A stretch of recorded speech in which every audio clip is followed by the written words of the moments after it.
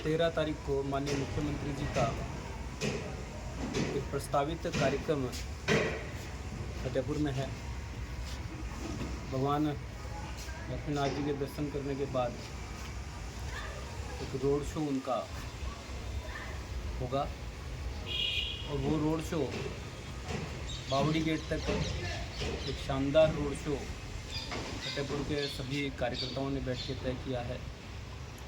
और मुझे लगता है कि जिस प्रकार की तैयारी इन्होंने शुरू की है, बहुत ही ऐतिहासिक और अभूतपूर्व रोड शो माननीय मुख्यमंत्री जी का फतेहपुर में 13 तारीख को होगा। लगभग शाम को 5:30 बजे मुख्यमंत्री जी आएंगे और उसके बाद रोड शो में जितना समय लगेगा उतना लगने के बाद जयपुर जाएंगे। क्या कारण है कि रोड शो किया जा रहा है, आम सभा नहीं की जा रही है? नहीं, आम सभा रोड शो उसमें ऐसा कोई कारण नहीं होता।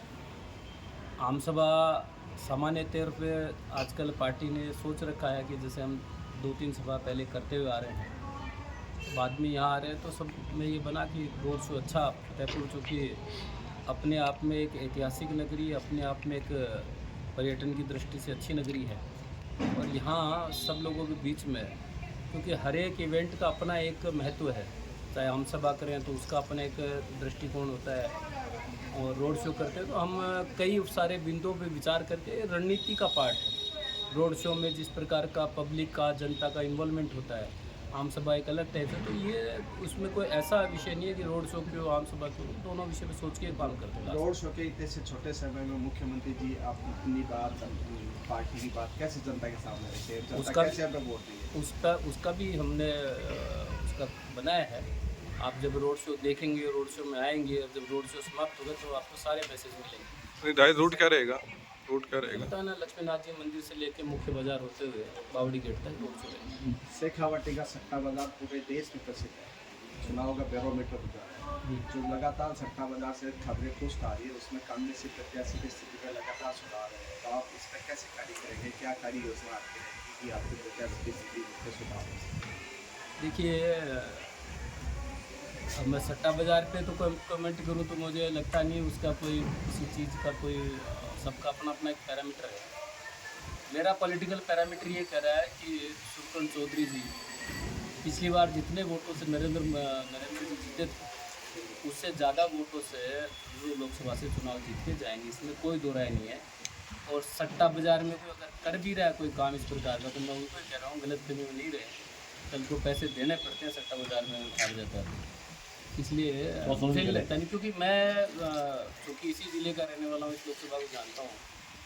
कोई टीम आज की डेट में जो कैंडिडेट खुद ये कहता हो कि मुझे तो ज़बरदस्ती टिकट दे दी, मैं तो लड़ना ही नहीं चाहता था, तो उसमें जीत का विश्वास तो है ही नहीं। दूसरा, अगर जीत का विश्वास होता तो पड़ोस में सीकर है, उनके कांग्रेस के प्रदेश अध्यक्ष वहीं से आते हैं, वो क्यों नहीं लड़े? उन्होंने अपना, उनको लगा कि लड़ने से कोई फ़ायदा नहीं, उन्होंने जो लगातार लड़ते रहे 6 बार से, जिनको चुनाव हारने का अनुभव है, ऐसे को उन्होंने उनको समर्थन दे दिया। तो मुझे नहीं लगता, और कांग्रेस को गंभीरता से चुनाव लड़ती है, क्योंकि मैं भी पूरे ज़िले में कहीं न कहीं घूमता हूँ, मुझे कहीं गंभीरता से कोई लड़ता हुआ नहीं जाए। दूसरा, मैं आपके माध्यम से कांग्रेस के लोगों से पूछना चाहता हूँ, अभी CPM का घोषणा पत्र है। CPM ने अपने घोषणा पत्र में 2 बातें कही हैं। अगर वो इससे सहमत हैं तो वो इसको कहना चाहिए, शेखावाटी जो सैनिकों का एक बड़ा स्थान जहाँ है, जहाँ पर इतनी बड़ी संख्या में सैनिकों ने बलिदान दिया है, कांग्रेस CPM ने कहा कि अगर हमारे गठबंधन की सरकार बनती है तो धारा 370 जो मोदी जी ने समाप्त की उसको वापस लागू करेंगे। तो क्या कांग्रेस के लोग इससे सहमत हैं? दूसरा, उन्होंने कहा है कि भारत जो परमाणु शक्ति से संपन्न है, हम इसको परमाणु विहीन बना देंगे। देश को परमाणु शक्ति बनाने, मतलब देश को आत्मनिर्भर बनाने की दिशा में इतने वर्षों से कांग्रेस के भी लोगों ने काम किया, उसमें इंदिरा गांधी से लेकर, क्या वो इस CPM के इस मतों से सहमत है क्या? तो जहां इस प्रकार की सोच के लोग हैं CPM के, जो ये सोचते हैं 370 समाप्त होने से पत्थरबाज खत्म हुए, एक प्रकार से आतंकवाद खत्म हुआ। अगर 370 वापस लगाने की CPM बात करती तो क्या आतंकवाद पनाह नहीं होगा? क्या वापस सैनिक शहीद नहीं होंगे? तो इस प्रकार के जो लोग, जिनका चरित्र देश के साथ ऐसा है, ऐसे लोगों के साथ कांग्रेस खड़ी है, तो मुझे नहीं लगता कि जनता कोई उनको वोट देने वाली है। एक पूरा परसेप्शन ये चल रहा है कि देश में मोदी जी की हवा चल रही है, परंतु शेखावत टीवी ये भी चल रही है कि जो एक 8 वोट रहेगा सबसे बड़ा, वो इस बार भाजपा से उतना जुड़ाव नहीं रहा बल्कि भटकाव हो रहा था। उसको नियंत्रण करने के लिए, डैमेज कंट्रोल के लिए आप क्या करेंगे? देखिए, मुझे नहीं लगता कि ये केवल कयास की पॉलिटिक्स है। कयास, क्योंकि जो इस प्रकार का जो चाहे उसको सट्टे के हिसाब से मानिए चाहे कैसे भी मानिए जो करते हैं, वो एक प्रकार से ये कयास लगाते हैं, ऐसा नहीं तो ऐसा, ऐसा नहीं तो ऐसा नहीं। हर आम आवाम के मन में एक ही बात है कि आज जैसे मैं भी चाहे चाय वाले से पूछो, चाहे बस वाले से पूछो, चाहे रेडी वाले से पूछो, हर व्यक्ति के दिमाग में एक ही बात है, मोदी के अलावा वो दूसरा चीज़ सोच ही नहीं रहा। तो जहाँ इस बात की सोच ही खत्म हो जाती है, वहाँ सारा चुनाव जातिवाद से ऊपर उठ जाता है। मुझे लगता है कि राष्ट्रवाद जो है वो जातिवाद पे भारी पड़ेगा। कांग्रेस प्रयास कर रही है, कांग्रेस पूरे राजस्थान में नहीं पूरे देश में प्रयास कर रही है। उन्होंने करके देख लिया, लेकिन वो सफल नहीं हो कि कैसे भी चुनाव को जातिवाद पे ले जाया जाए, लेकिन वो जा नहीं रहा। जनता इस बात को समझ चुकी है कि 14 में नरेंद्र मोदी जी के साथ थे, 19 में नरेंद्र मोदी जी के साथ थे और 24 में नरेंद्र मोदी जी के साथ थे। इसलिए इसमें कोई किंतु परंतु है नहीं। सर, राजेंद्र हुड्डा आपके जो प्रत्याशी जो चुनाव लड़े उनके सामने वहाँ चुनाव लड़े, आजकल जिस तरीके से भाजपा ज्वाइन की है, क्या प्रभाव पड़ेगा, किस तरीके से?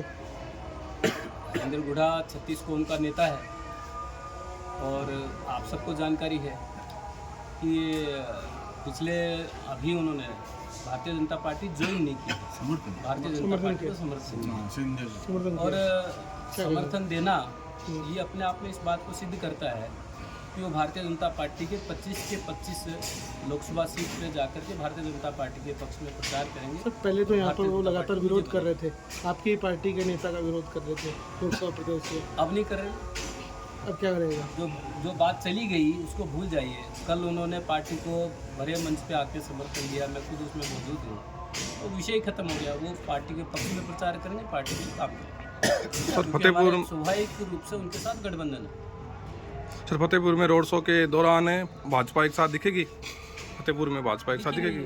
दिख रही है, आगे भी दिखेगी। बहुत बहुत धन्यवाद। Thank you.